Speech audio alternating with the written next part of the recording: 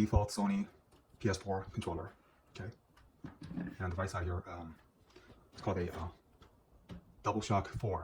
You may have seen reviews of this product on YouTube. There's a bunch of YouTube videos out there saying it's good. Don't believe them. It's not good. I don't know if they're paid to say these things are good, or they genuinely think it's good, but they definitely are not good. I'm gonna tell you that right now, right off the bat. So you don't have to watch the rest of it at all. So I actually bought one of these because I watched couple of those videos, and they were saying that the DoubleShock4 is good, and it's wire. So I'm like, all right, maybe that's why it's cheap, So I just my Bluetooth wasn't working well on my PS4. It would keep disconnecting on the controller. So I thought I want a wire controller. There's no official wire controller that's actually cheap in price, unlike Xbox. So I just thought I'd give these a try. Seen a bunch of YouTube videos saying it's good. I don't know how they could say that. I really generally don't know how they could say that the DoubleShock4 is good. Okay, because when you move the joysticks, it moves more than the DualShock 4. So whatever you expect. Let's say you move 20%, and you move the same amount, your character will move more, and the sudden acceleration is much more jarring. So they are not good, especially for online multiplayers. So I'm going to show you exactly why it's bad, and that you should not buy it unless you don't play competitive multiplayer online, like shooting games. And you only play single player games, and they're not high action games. Then I guess maybe you don't care. But I'm going to show you why it is bad. Okay. So right here, so we have the PlayStation 4 controller. All right. What's most important is the right joystick. So I'm gonna show you that part first. I'm gonna make a circle with the right joystick. Okay. You see me making that circle, right? So the little dot that's moving, that's basically near the outer edge of the circle, right? The same thing on the left hand side. If I move the joystick around, it's basically around the outer edge of the left hand circle. Okay, so you know that this controller is working just fine.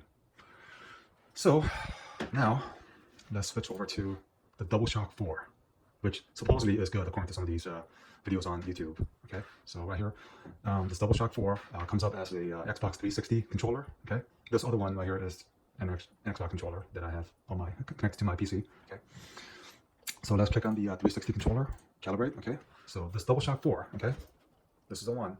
Okay, I'm gonna move my joystick on the right hand side, right joystick to the left, and then make a circle. Do you see what's going on here?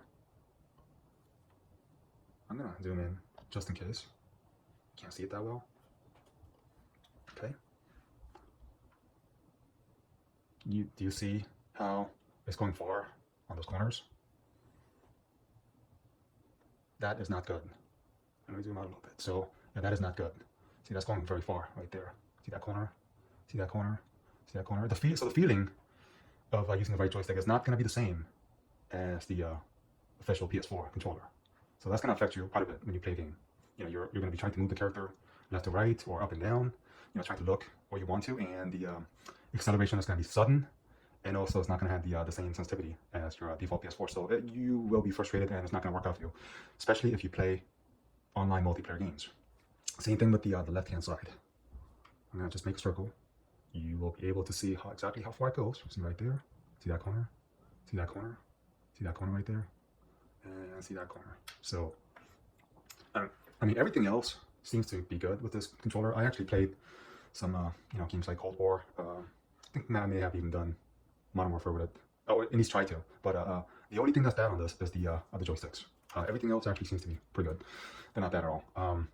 So I just showed you why this DoubleShock4 is bad, and you shouldn't buy it. I mean, I know this is like half the price, like around $30, and I realize that PlayStation 4 controllers are about $60. And you think, oh, it's wired, that's why it's cheaper. Well, there's other reasons why it's cheaper, mainly the joysticks. So don't buy it. If you're playing online and also action games, it might be okay if you play single player games and you like slow paced games, maybe. But even then, you might be frustrated because of the jarring acceleration when you turn.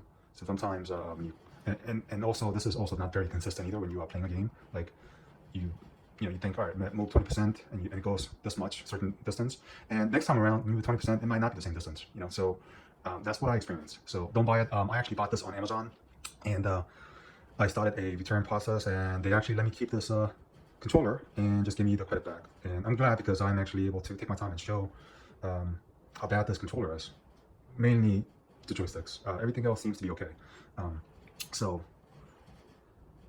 you know why it's bad now. Okay.